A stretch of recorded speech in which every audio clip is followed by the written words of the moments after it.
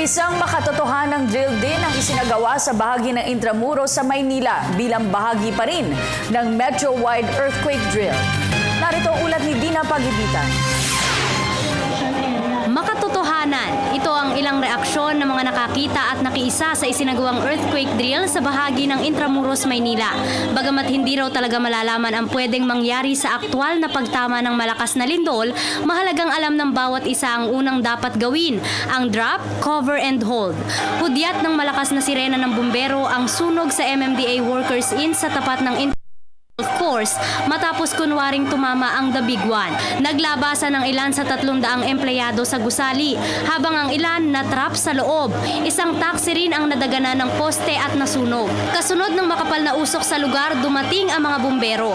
Gamit ang lubid at fire truck ladder, ibinaba ang mga naipit at natrap na mga empleyado mula sa ikatlo at ikaapat na palapag.